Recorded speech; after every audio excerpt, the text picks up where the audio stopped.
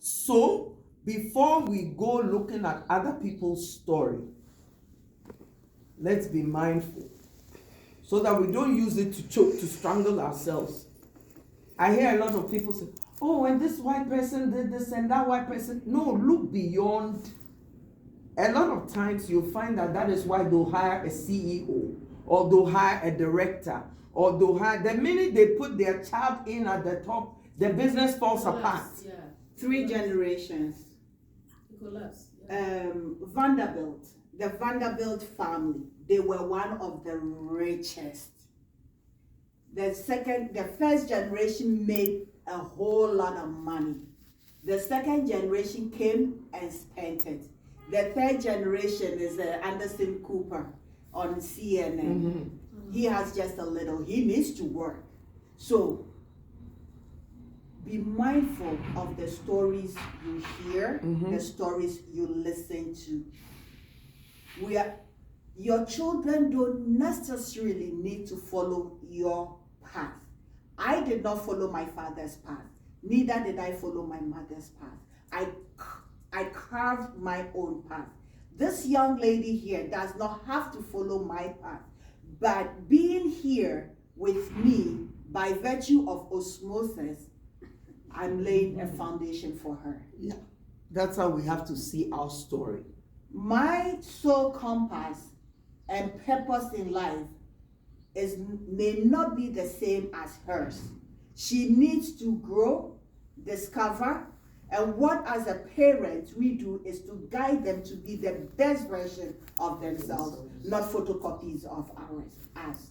You are doing what you're doing because of the experiences you've had, because you see something that you are providing a solution to. They are not seeing that specific thing. They see something different that they are going to provide solutions to. In November 6th, November 7th, I was downtown Blacks in Technology Conference, and it was hosted by Lekan. It's a huge event. It was so massive. The reason why this young man did that is that somebody told him that there weren't black people in technology. And he said, there are black people in technology, and I'm going to bring them all together. And that is how he started, because he believed that as black people, we are there, we are in technology, but where are we? So that event, if you see black and brown and all shades of, it is beautiful. So that is his soul compass. Is that what his parents did? Absolutely not. He grew up around this Rexdale area. So, what is the name again?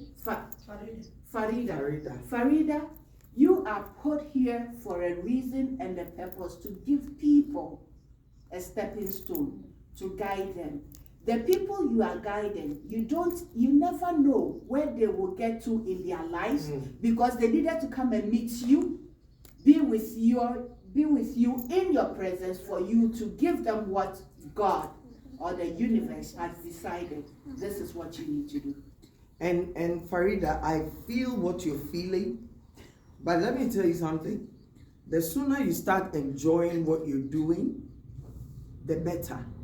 Because I know how difficult it can be. But begin to enjoy it. Don't be looking at that your child will come and take it over. Begin to enjoy it, on a person by person basis. When you solve one problem, enjoy it. Then take time to breathe, to enjoy it. Because the work that we do, it's almost thankless, right?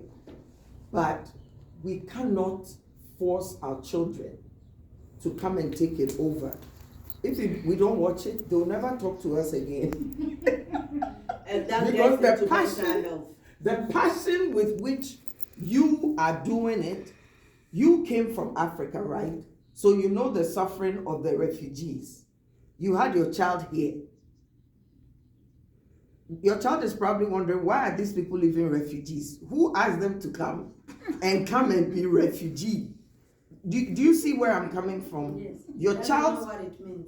Exactly. Where you can sit down and cry and, oh, this sister came and she doesn't have anybody. Let me help her. Your child is like, who asked you? Exactly. Who asked you to go and help this stranger? Then you and the stranger are even getting on your child's nerves. Right? So what I'm saying that a lot of us have done the work we've done coming from a place of deep care, of understanding where their experience is different. You try to walk out of your child's life right now, that child will never go hungry. That child will never be homeless. That child will always be well taken care of by the system. So you see the difference? Yeah. But I want you to enjoy it. Enjoy the work that you do. My sister, do you have anything? That's what I just asked. Okay, that led Everybody. to all of this. Yeah. Hey, welcome. Welcome. So she's the one that called whilst I was in the midst of speaking. Sorry. So I did say something about us, when it comes to, how do we call it, values. Who can just give me anything I spoke about values?